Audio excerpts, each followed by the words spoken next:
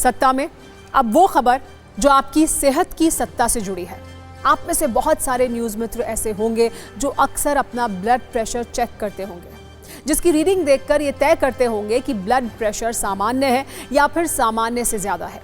शायद आप में से बहुत सारे न्यूज़ मित्र ये जानते हो कि कितना ब्लड प्रेशर होना सामान्य है, लेकिन अब इस जानकारी को अपडेट करने का वक्त आ गया है, क्योंकि अब ब्लड प्रेशर वाला पूरा हिसाब किताब ही बदल गया है। अब 120/80 ब्लड प्रेशर भी सामान्य की श्रेणी में नहीं है, क्योंकि यहाँ से आपकी सेहत के लिए संकट शुरू हो जाएगा।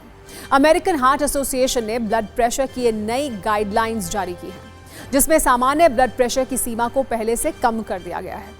इससे पहले 2017 में अमेरिकन हार्ट एसोसिएशन ने सामान्य ब्लड प्रेशर की सीमा तय की थी, जिसके मुताबिक सिस्टोलिक बीपी, जिसे आम बोलचाल की भाषा में ऊपरी ब्लड प्रेशर कहा जाता है, उसकी सामान्य रीडिंग 120 तक थी।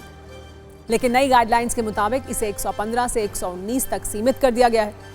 इसी तरह डायस्टोलिक बीपी की सामान्य लिमिट को 70 से 79 के बीच कर दिया गया है। अमेरिकन हार्ट एसोसिएशन का तर्क है कि कई गंभीर बीमारियों के खतरे से बचने के लिए बढ़ते ब्लड प्रेशर को वक्त रहते कंट्रोल कर लेना जरूरी है। अगर आप ऐसा नहीं करते हैं तो न्यूरो, हार्ट और किडनी से जुड़ी कई बीमारियां हो सकती हैं।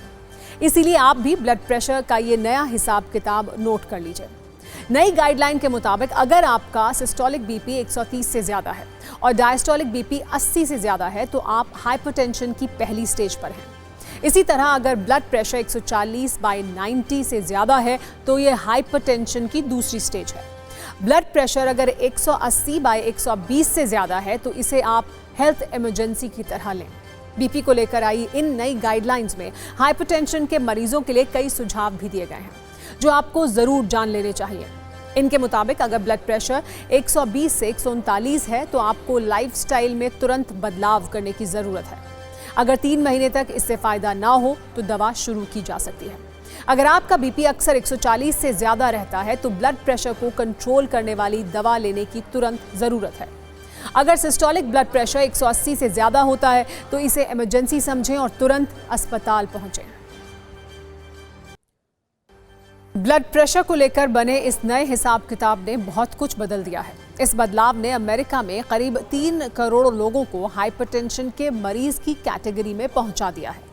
इन नए मानकों के मुताबिक भारत में भी हाइपरटेंशन के मरीजों की संख्या 20 से 30% तक बढ़ सकती है। यहाँ हमारे न्यूज़ मित्रों के मन में एक सवाल जरूर होगा, आखिर ब्लड प्रेशर वाला गणित अचानक क्यों बदल दिया गया?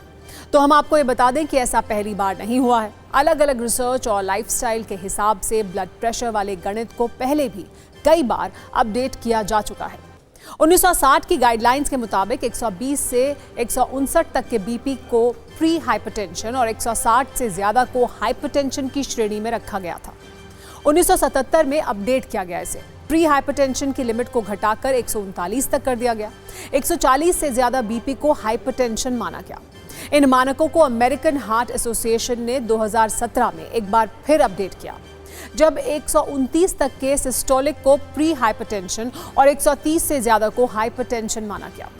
इसमें सबसे खास बात यह है कि 1960 के बाद ऐसा पहली बार है जब सामान्य बीपी की रीडिंग को कम किया गया हो।